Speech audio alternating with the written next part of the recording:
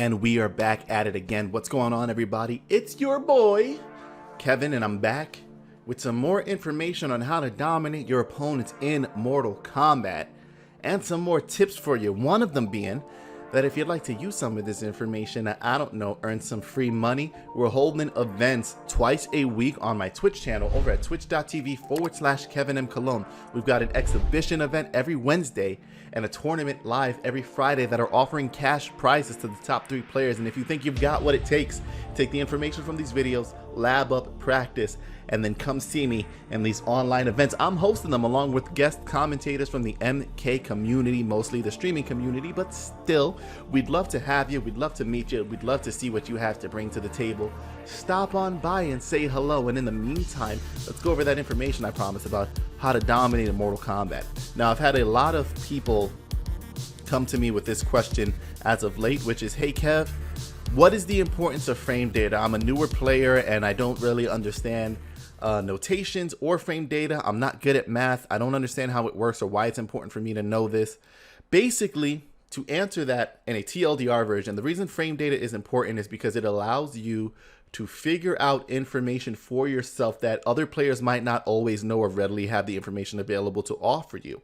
A lot of times when we figure out why a move is punishable, what move can punish said move, so on and so forth, that comes from the statistical data that is provided through the frame data of the game. And it seems very complicated. Some parts of me discussing it may be very complicated. So if any part of this video is confusing for you, please, I am very active in the comment section. If you check any of my old videos, I have responded to about 95% of comments. I will have no problem responding to yours. I get this is a confusing topic for people. I'm here to help with that. DM me on Twitter, come while I'm streaming, go to other videos and ask specific questions. If I don't know, I'll look it up and then tell you. But don't be afraid to ask. I'm here to help. Frame data is not as complex as people think it is. The numbers may throw you off in the beginning, but once you kind of understand the concept of how it works, you pretty much have the information down packed. And in fact, the information that's available in the tutorial mode in Mortal Kombat is actually pretty good too. So if this has been a confusing topic for you, watch this video, and I would advise that you go back through the game's tutorial and try to read it there as well. Just get different phrasings of it from different people until the concept is in here. Okay, so there are basically 3 aspects of a move. I should actually come back here to show you real quick. When you have a move, we're talking about the startup, the active, and the recovery frames of the move. Sounds complicated? It's as simple as this. We're throwing a punch, right? When my hand is here, the amount of time it takes to get from here to my target, which we're going to make my computer right here, okay, these are all startup frames. Once I come in contact with the computer, because I'm punching that, those are my active frames. How long am I actively hitting it? And my recovery frames are how long it takes me to pull my hand back, reset, and be ready to attack again. So startup, active, recovery. Okay, that's the basic concept. Recovery will change into a hit advantage or block advantage if you are coming in contact with your opponent, and if you're just missing in the air completely, it's just down to the recovery frames of the move.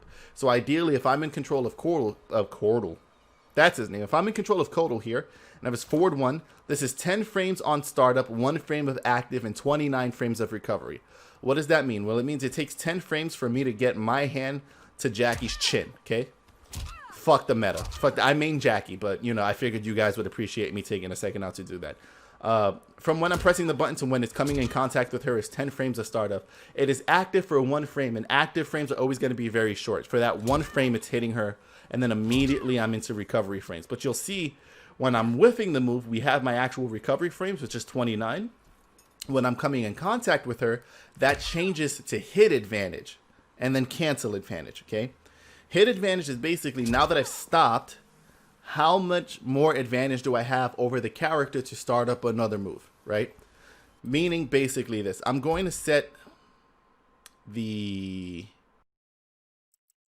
actually switch to controlling Jackie for a second here. And I'm going to set the AI to record itself, being Codal, hitting me and then jumping. And all I'm going to do is hold up right after I get hit, okay? You see how Codal jumped up before me? That's the amount of advantage he has over me. Those are the 6 frames of hit advantage that we're talking about. The difference in speed of him jumping before I'm jumping is his hit advantage. Because he has 6 frames over me where he has advantage. Meaning that for 6 frames after he has made contact with my face, after he's back smacked the meta, okay? What he's now done is put himself into an advantageous situation where my character is in the animation of getting hit. And that animation lasts for 6 frames, right? At least 6 frames shorter than it takes for Kodal to finish doing it, right? So he hits me. By the time he hits me, I'm reacting to it. And while I'm reacting, 6 frames before I'm done doing that, he can move again. That's why he can jump 6 frames earlier than I can, even though I'm jumping as fast as I can. Because he has hit advantage. Hit advantage is important because hit advantage is specifically the reason that jails exist in the game, right? So we'll explain jails again because I know some people aren't immensely familiar with them, okay? If Kodal was to, it's actually better to show it with him than it is to show it with Jackie. Even though Jackie, it's not hard to show it with. I like Kodal better for this demonstration. His down 1 is 7 frames. And you'll see when he hits, he puts Jackie into a state of hit stun where he has 10 frames of hit advantage. And the startup on his standing 1 is 8, meaning there is a 2-frame window, okay? So the 10 from hit advantage minus the 8 frames of startup because that's the move I'm choosing.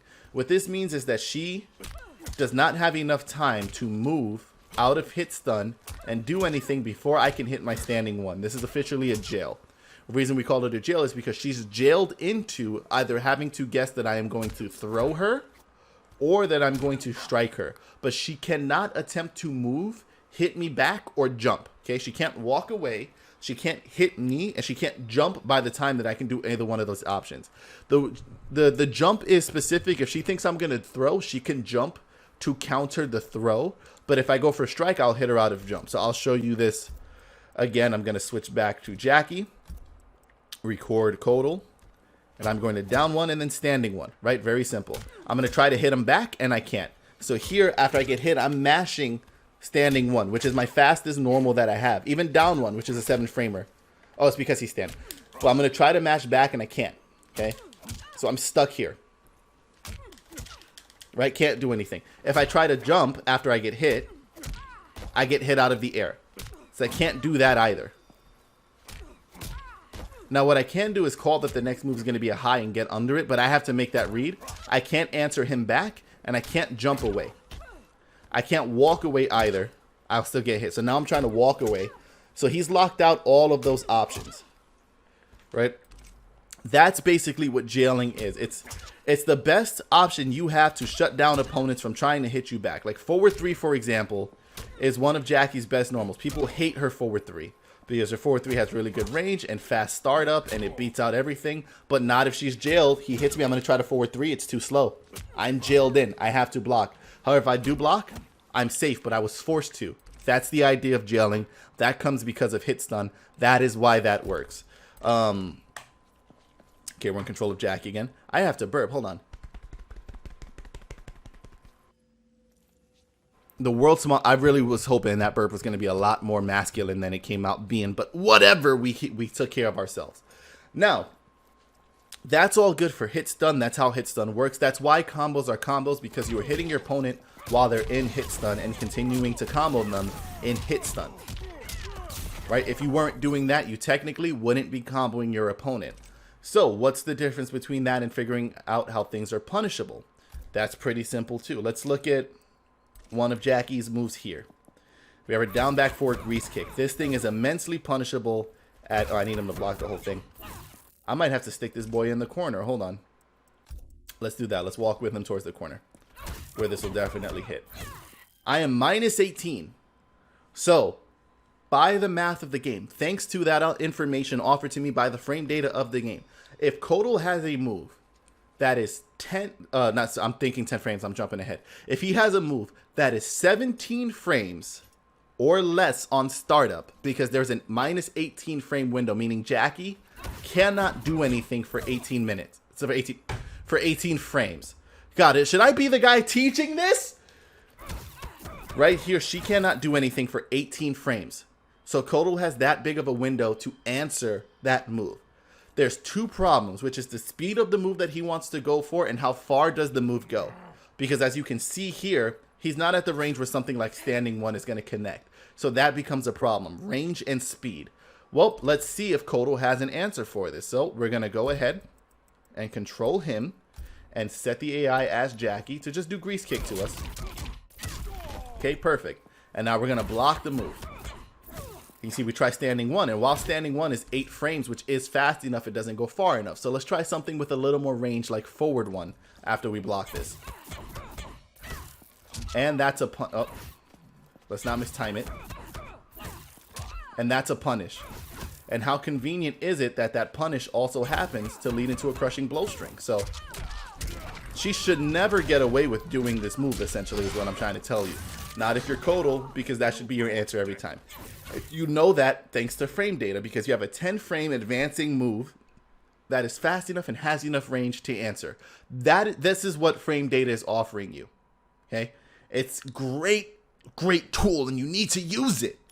Okay, sometimes people are going to have questions. Well, is this punishable? Is this punishable? You know by just checking the frame data and working out different moves. If I didn't know what punished the grease kick, I could try different things. Standing 4 punishes it. I'll tell you right now, I didn't even know standing 4 could punish that. That's actually cool for Bullock that I can do that and get a totem out. I did not know that was an answer to this situation, but now I know because of frame data and because I tried it. You just try out different moves. Standing 2 doesn't reach. Let's try forward 2. It's too slow. It's 19 frames of startup, which is 1 frame more than the 18 frame window we were given. Okay.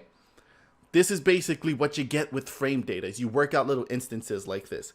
Now, of course, that gets more advanced. What I would like for you guys to do, I would like to make this a little continued series for Tech Tuesday where we talk about frame data. Please, please, if you have questions for me, leave them in the comment section down below, because I want to read them, answer what I can, but also incorporate them in the next video. I'm going to be going over frame data in parts because it seems very complicated, but this is the base level of what you need to understand. What's punishable, how long does a move take, and then there's other properties we can go over later. But I definitely am going to try to incorporate on my channel a How to Lab series that's going to work you through how to figure out solutions to these situations on your own.